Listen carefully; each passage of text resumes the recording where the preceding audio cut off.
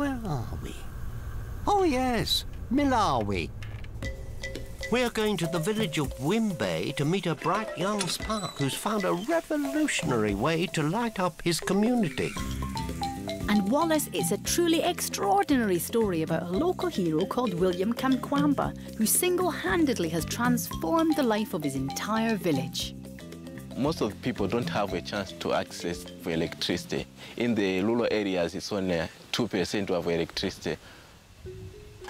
On top of growing up without electricity, William also had to go without proper education. Here in Malawi High School, you have to pay school fees.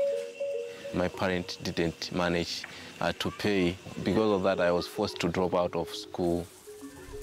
William decided to school himself by visiting the local library every day.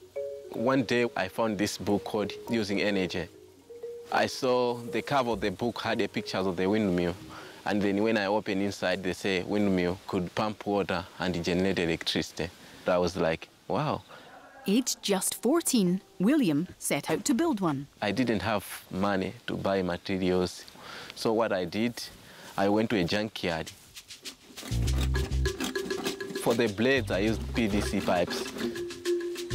I made a fire, and then I started putting the pipes on the fire. And then when it started melting, I was putting it on the flat ground and then stretching it to make it flat so that I can make the blades. I found the bamboo, which I touched together with the blades so that it can be strong.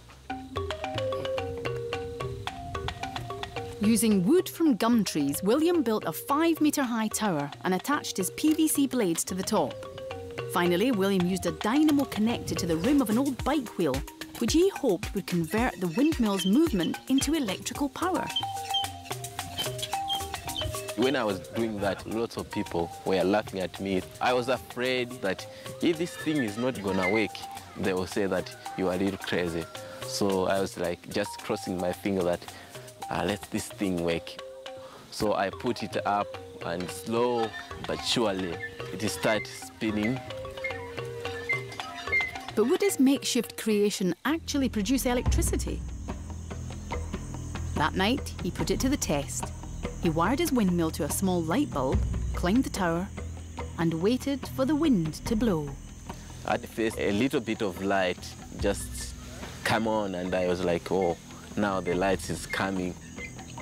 And suddenly, a strong wind started blowing, and then the blades start turning a little fast, speeding, and then the light bulb was just like bright, and I was like, wow, I was very happy and very excited, like, wow, I've done it. William had taken some scrap metal and pipes and, along with an old bike, brought electricity to his home.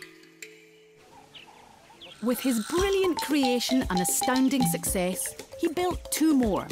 One to pump water and irrigate the fields, another one to generate more electricity. People from the nearest town couldn't believe how they could charge up a mobile phone in the village. By 2006, William was being invited to conferences all around the world to inspire others. Thank you. Trust yourself and believe. Whatever happens, don't give it up. Thank you. He then won a scholarship to the Ivy League Dartmouth College, USA.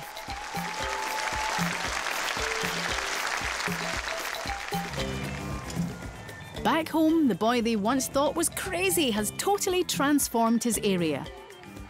Now with international support, he's built new schoolrooms and even has plans to build a football stadium. I'm happy because other people can be encouraged to come up with their ideas. For me, science is important because you can do lots of things that can help you or help your community or help your nation or help the world. What a switched-on fellow. Just goes to show how one bright idea can make a real difference.